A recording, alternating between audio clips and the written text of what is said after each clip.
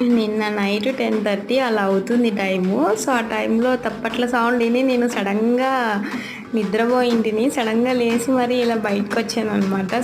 చూస్తే స్వామివారు వస్తున్నారు పెట్టెత్తుకొని పీర్ల స్వామి. సో, నేనైతే ఫుల్ హ్యాపీ. ఎందుకు అంటే నేను చిన్నప్పుడు కూడా ఇంతే. నాకు చాలా గుర్తుంది.